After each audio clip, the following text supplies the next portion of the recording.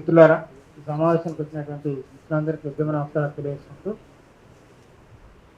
ఇవాళ ఈ సమావేశ ఉద్దేశం అందరికీ తెలుసు. దేశంలో ఏం జరుగుతున్నది అనేది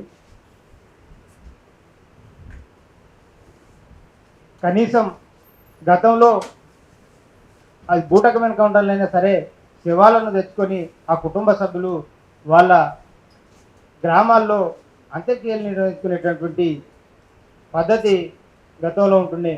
ఇవాళ దేశంలో చంపిన శవాలను కూడా ఇవ్వం, అడ్డగోలుగా కాల్చి పారేస్తాం అనేటువంటి దుర్మార్గమైనటువంటి విధానం ఈ ఫాసిస్టు ప్రభుత్వం కొనసాగిస్తున్నది. కాబట్టి ఈ విధానాలన్నింటినీ కూడా కేంద్ర ప్రభుత్వం చేస్తున్నటువంటి విధానాలన్నింటినీ కూడా ఆయా రాష్ట్ర ప్రభుత్వాలు కేంద్ర ప్రభుత్వానికి సహకరిస్తేనే కేంద్ర ప్రభుత్వం ఇంత మొండి వైఖరితో ఉన్నది. కాబట్టి ఈ ప్రభుత్వాలు చేస్తున్నటువంటి విధానాలను పూర్తి స్థాయిలో గ్రామ స్థాయిలో ప్రజలకు వివరించేందుకు ఖచ్చితంగా ఇంతకుముందు మాట్లాడినటువంటి పెద్దలందరూ మాట్లాడినటువంటి విధంగా ఐక్య సంఘటనగా వెళ్ళి గ్రామాల్లో ఉన్నటువంటి ప్రజలందరినీ కూడగట్టి ఒక తీవ్రమైనటువంటి ఒక పెద్ద ఎత్తున ఒక ఆందోళనను ప్రజలను మొత్తాన్ని ఊరకంగా రోడ్ల మీదకి తీసుకురాకపోతే ఇవాళ జరుగుతున్నటువంటి ఈ అనానాన్ని మనం ఆపలేము, ఈ నిరంకుశాన్ని మనం అడ్డుకోలేమని. కాబట్టి ఖచ్చితంగా మనం అంతా ఊరకంగా